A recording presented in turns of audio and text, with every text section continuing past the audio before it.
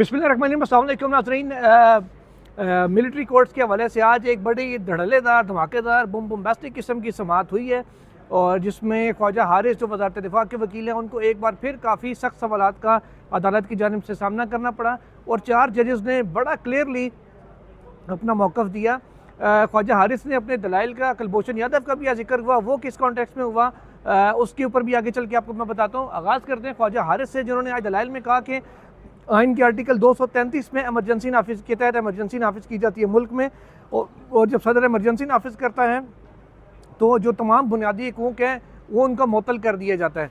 इस पर जस्टिस मोहम्मद अली मज़हर की जानिब से कहा गया कि परवेज़ मुशर्रफ ने जब एमरजेंसी नाफिज की थी तब बुनियादी हकूक़ की जो अमलदारी है या उस पर अमल दरामद है अदालतों के ज़रिए इन्फोर्स कराने के, यानी कि आर्टिकल 199 के तहत जो हाई कोर्ट से रुजू किया जाता है। उन्होंने कहा कि हाई कोर्ट पटिशन नहीं ले रही थी कि वो सदर ने वो इख्तियार, वो अमलदारी मुअत्तल की हुई है।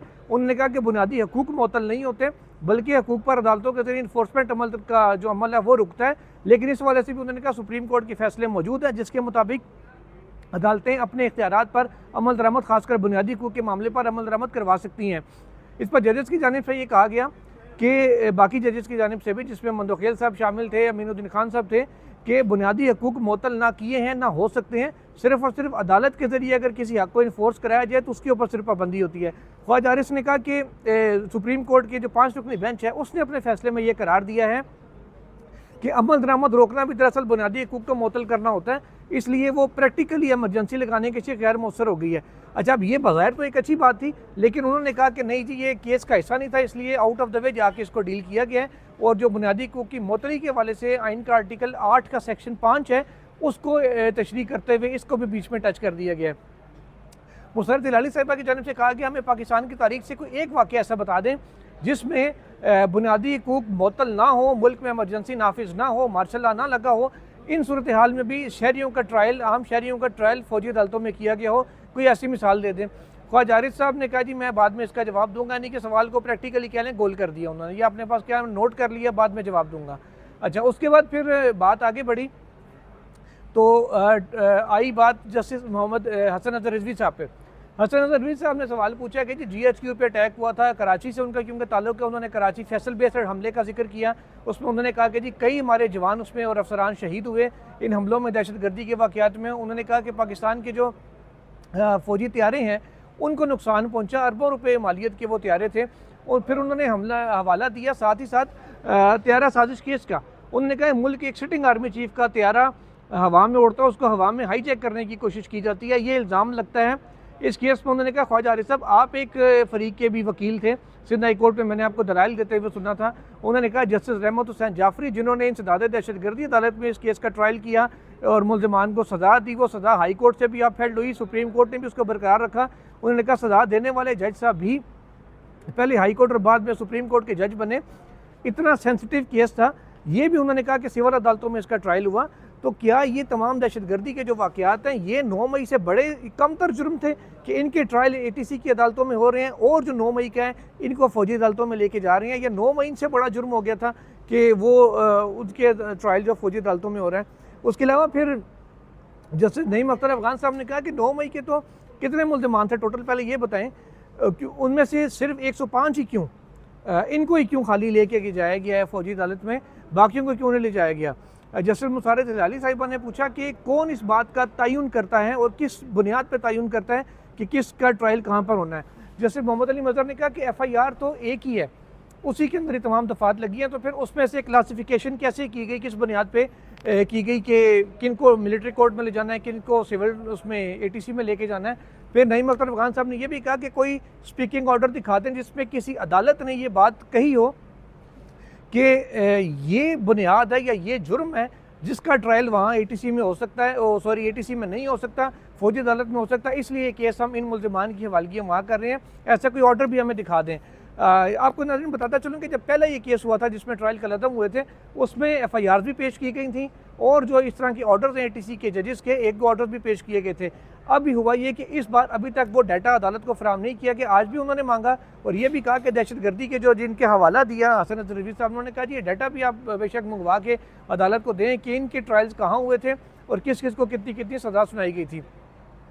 इसके साथ ही साथ फिर जस्टिस मोहम्मद जो हैं जमाल मंदोखेल साहब, उनकी जानिब से कहा गया कि आप प्रोसिक्यूशन को और इंसदाद दहशतगर्दी की अदालतों को इतना मजबूत क्यों नहीं बनाते कि शवाहिद की बुनियाद पर ही जब अदालतों ने फैसला देना है। उन्होंने फिर 9 मई का हवाला दे के कहा कि कुछ मुल्ज़मान ऐसे भी हैं जिनको फौजी अदालतों ने सजाएँ सुनाई हैं, लेकिन इंसदाद दहशतगर्दी की अदालतों ने उन्हें बरी कर दिया था। अब उन्होंने कहा कि क्या फौजी अदालतों में ऐसे ख़ास शवाहिद हैं जो सिर्फ वहीं पे पेश किए जाते हैं, वो पेश क्यों नहीं किए जाते आम अदालतों में, ताकि वहाँ से भी फैसले हो सकें। जस्टिस हसन नज़र रिजवी ने उनकी बात को सेकंड करते हुए कहा, अगर आप अच्छे इन्वेस्टिगेशन अफसर रखें, अच्छे तफ्तीशी अफसरान हों जो ठीक से केस की तफ्तीश करें, तफ्तीश के साथ अच्छे प्रोसिक्यूटर हों जो मुकदमे को अच्छे अंदाज में पेश करें, तो यकीनन सिविल अदालतों से भी मुल्ज़मान को सजाएँ हो सकती हैं। तो फौजी अदालतों का इस हवाले से ज़रूरी नहीं है क़याम। जस्टिस मुसर्रत हिलाली ने कहा कि बात इस वक्त फौजी अदालतों के क़याम की नहीं हो रही, फौजी अदालतों के क़याम को हम गलत नहीं कह रहे, लेकिन बात उनके दायरे अख्तियार की है। जस्टिस मोहम्मद अली मज़हर ने इस मौके पर इंटरवीन किया। उन्होंने कहा कि सुप्रीम कोर्ट ने अपने फैसले में ऑफिशियल सीक्रेट एक्ट की दफ़ा 2D1 और 2D2 इन दोनों को कलअदम करार दिया था। तो अब हमें ये बताएं कि कुलभूषण यादव का जो ट्रायल है ये किन दफ़ात के तहत हुआ था। इस पर ख्वाजा हारिस ने और additional attorney general Aamir Rahman थे, इन दोनों ने बताया कि ऑफिशियल सीक्रेट एक्ट की दफ़ा 2D1 और 2D2 के तहत ही कुलभूषण यादव का ट्रायल किया गया था। उन्होंने कहा कि अब दफ़ात कलअदम है तो क्या कुलभूषण समेत किसी जासूस का ट्रायल हो सकता है, तो अदालत को बताया गया कि अब उनके ट्रायल नहीं हो सकते। उस पर जस्टिस मोहम्मद अली मज़हर ने यह जवाब दिया कि वो तो चलें जासूस था, उनका मामला और उनको आप किसी भी तरीके से ले जा सकते हैं, लेकिन यहाँ पे मामला है ये तो सारे अपने शहरी थे, पाकिस्तान के अपने शहरी थे, ये जासूस तो नहीं थे। इनके ऊपर आपने उन दफ़ात का इतलाक़ किस अंदाज में किया, इस हवाले से भी आपको बताना पड़ेगा, और अभी तक कोई FIR नहीं हमारे सामने आई। जस्टिस मुसर्रत हिलाली ने कहा कि जो FIRs हैं 9 मई की, वो तो आम थानों में हुई हैं और पुलिस की जानिब से की गई हैं, वो कोई खुफिया दस्तावेज़ात नहीं हैं जिनको आप अदालत से छुपा रहे हैं, अदालत के सामने नहीं ला रहे। तो अदालत ने फिर अब उनसे कहा, फिर जस्टिस अमीनुद्दीन खान आए, इस सारे हैवी बम्बार्टमेंट जो ख्वाजा हारिस पे हो रही थी सवालात की, अमीनुद्दीन खान साहब उनको रेस्क्यू करने के लिए आए और उन्होंने आके कहा कि ये जो सेकंड फेज़ है इस मामले का, सेकंड फेज़ है जिसमें आपने 9 मई के वाक़यात पे आना है। पहला फेज़ है जिसमें आप दफ़ात कलअदम करार देने पर दलाइल दे रहे हैं और उनके हवाले से अपने आर्गूमेंट्स आपने पेश करने हैं, पहले वो मुकम्मल कर लें, इन सारे सवालात को नोट कर लें, सेकंड फेज़ में आप इनका आपसे जवाब लेंगे। तो ख्वाजा साहब को भी फिर एक मौका मिल गया कि ठीक है जी, इस मसले से तो जान छुड़ाएं, आगे निकलें। फिर उन्होंने कुछ अदालती फ़ैसलों का हवाला देना शुरू किया और फिर बज गए 11, और जब 11 बजती हैं तो समझ लें बेंच के 12 बज जाते हैं, और फिर ये उनका बेंच के ख़त्म होने का टाइम होता है, चाय का वक्फ़ा होता है, वो आखिरी 5-7 मिनट जो होते हैं वो फिर आ जाते हैं पंजाब गवर्नमेंट के। आज फिर पंजाब गवर्नमेंट के जो एडिशनल एडवोकेट जनरल थे वो पेश हुए, उनको बुलाया गया। उन्होंने कहा जी सुबह 7:30 बजे इन तमाम जो मुजरिमान हैं इनको नाश्ता मिलता है, सामने आजी समेत बाकी जो मिलिट्री कोर्ट से सजा याफ्ता हैं।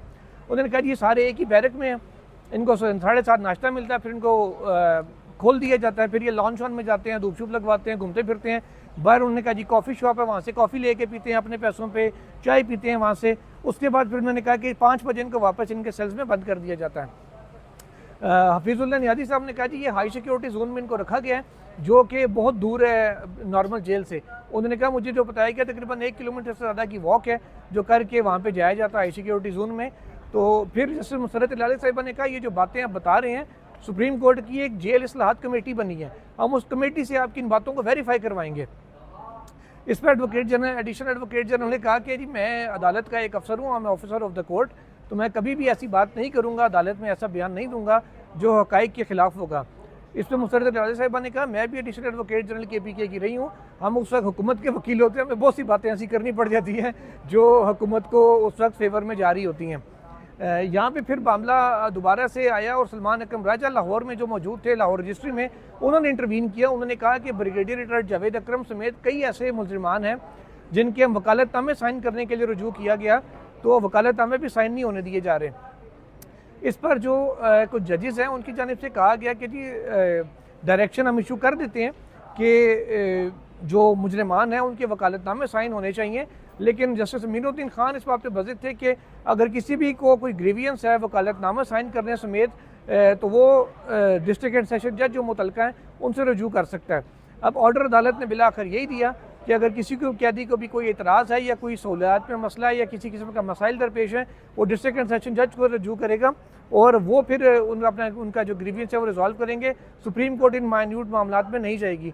गोया कि अब उनका उनको किस हाल में रखा गया, किस हाल में नहीं रखा गया। अगर कोई शिकायत है, वकालतनामे साइन नहीं हो रहा, तो ये सारे मामले डिस्ट्रिक्ट एंड सेशन जज देखेंगे। वो सुप्रीम कोर्ट अब उस मामले से निकल गई है बाहर। तो हफीज़ुल्लाह नियाज़ी साहब का जो आखिरी 5-7 मिनट होते थे वो शायद अब मामला ख़त्म हो गए हैं और पंजाब हुकूमत को अदालत ने कम से कम सुप्रीम कोर्ट की हद से इस कैदियों की हद तक फ्री कर दिया है।